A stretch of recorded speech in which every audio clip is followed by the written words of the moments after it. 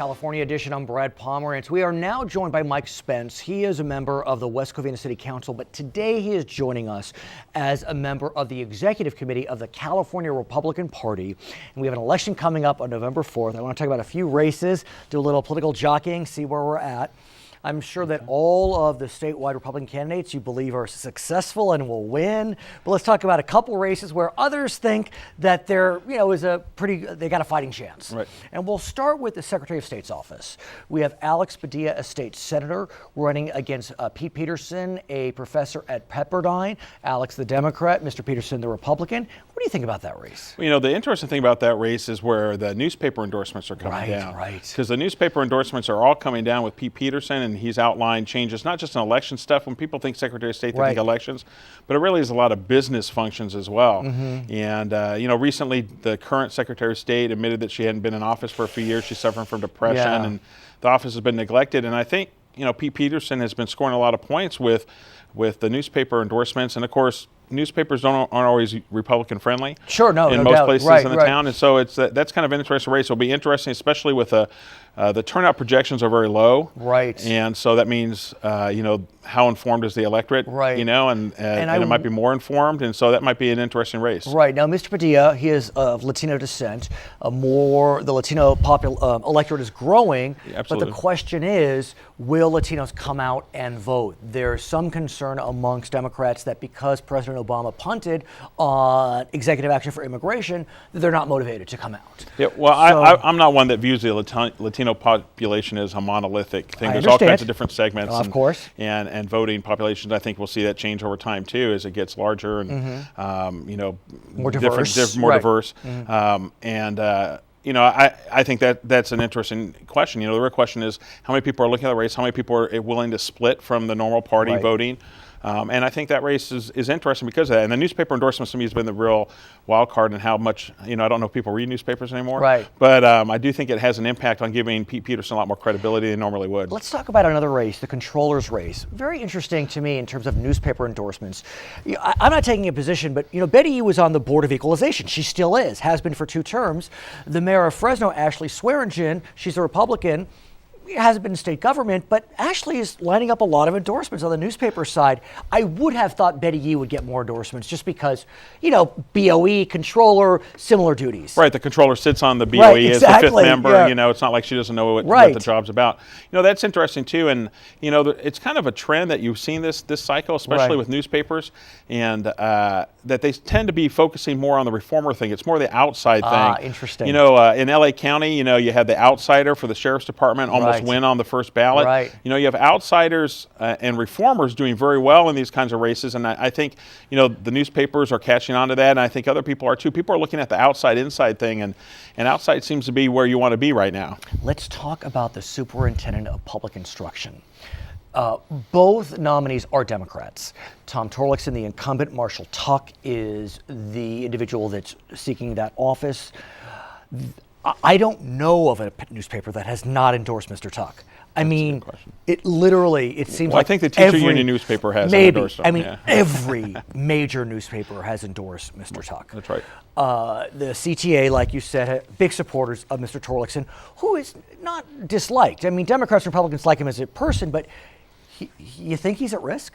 Oh, I think he's definitely at risk. Right. That's a good example of what I was talking about, the reform versus non-reform issue, where, especially with education, in this race it's nonpartisan, but in education there's a big struggle. There's some Democratic Assembly races where it's people being supported by the charter school people versus the CTA people. It's a really very interesting. I think the reform people have the edge in that because when you think about some of the problems in school, some of it you lay at the feet of the California Teachers Association. Where are the Republicans going to go on that race? Like you said, it is a race where there's no party affiliation mentioned. Right. But are the Republicans chatting about that race? Absolutely. And I don't know of a Republican that's voting for Torlakson at this point, unless they're involved in the teachers union. And I think the other case that makes this special is that Tuck has the money and he has support from some outside people that are pouring money in. So he's getting his message out about reform while the CTA is doubling down Torlakson. So I think that's one where people might be surprised, and that's the race that I think people might be really talking about after November, that Tuck beat Torlakson, that in California, a reform candidate that supports charter schools beats him. I think that's something that's very possible. Let's talk about some of the legislative races. A few of them in this area. Just to the south of us, there is a state Senate race. Jose Solorio, the Democrat, Janet Nguyen, the Republican. The seat, although it's reconfigured, had been held by a Democrat. What's your sense of that race? Well, when it got reconfigured, it actually became more Republican. And of course, Janet Nguyen is about, in my view, to become the first Vietnamese American elected to the state Senate. She would be. And so, has there been an assembly member? Yeah, Van Tran was an assembly member, and there was one from Louisiana elected to Congress. But I really think that's something where, if you look at that district, Janet Nguyen's a scrappy fighter. She, as a county supervisor, I think she's going to end up winning that seat, and I think that'll be good, not just for obviously it's good for the Republican Party because it helps with the whole 2/3 supermajority thing.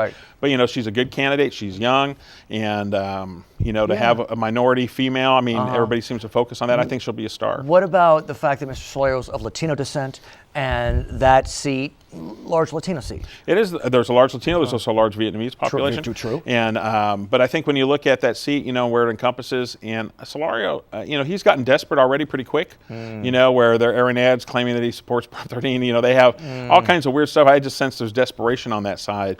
So I really think Janet's going to win that. I think she's a big star potentially in the Republican Party. I want to talk about two seats where I think it's fair to say the Democrats surprised the Republicans a couple of years ago in the Assembly, and that is the seat held by Sharon Quirk Silva. She took out Chris Norby. That's an Orange County seat. And then a seat held by Steve Fox in the Antelope Valley. He didn't even know he won until Inauguration Day. Yeah, the day before. Although that sounds familiar. Your race. That's a whole other story. It was a close race. That was a landslide. That was 40 votes. Exactly. Talk to us about those two seats. I know the Republicans are fighting hard to take those back. Yeah, well, Steve Fox, I think, is in trouble. He's being sued by his staff, for being forced to do work in his law firm and all this kind of stuff. And as you said, it was kind of a quirk. And I think Quirk Silva. Not Quirk Silva. Yeah, well, that's different. We'll get to that in a second. But I think Tom Lackey is a good candidate for the Antelope Valley up there, and some of it's in San Bernardino County, and I think he's going to end up winning that seat as well and take that back. Quirk Silva, she's a fighter. She's a fighter. She's doing a great job. She was on the Fullerton City Council. She took out an incumbent, which is different. And you got to admire that. At the same time, I think young Kim has put together a well-financed campaign, and I think she's going to end up winning that seat too. Just based on who lives there now and how it works. I think that's going to be a scrappy one. It will. I think there is one seat where the Democrats could engage in a pickup, and that's a seat that is in Ventura County with a little of LA County. Prognosticators are looking at that seat as a potential pickup for Dems. Jackie Irwin is the Democrat. Is it Rob McCoy? I forgot his first name. Yeah, Rob McCoy. Yeah, is the Republican. It's a seat held by a Republican now, Jeff Gorell, who's running for Congress against Julia Brownlee. Why is that seat in play? Mr. Gorell won that seat pretty handily the last couple times. He did, but open seats are always at risk, and that's actually how I think Steve Fox managed to win. If there was an incumbent there, he would have won. The other reason is that overlaps the congressional seat that Jeff Gorell's running for against Brownlee. So I think whenever you have those under races that and the overlaps, I think everything gets crazy. There's a lot of money being poured in nationally, and so that affects things on the ground. I actually think in this case it helps McCoy. People thought he would do poorly in the primary, and there were a lot of efforts to try to beat him, to try to pick a different candidate. That failed. He's put together, when I've seen some polling in that, he's done much better than people thought, and I think he's going to end up beating her. But Jackie Irwin's the best Democratic candidate they could find. I think she's the best they could find. She's, Councilwoman, Thousand Oaks. It's the best candidate they can find. But I think McCoy will end up winning that one. In our final moments, do you think the Republicans take back the United States Senate? Be honest.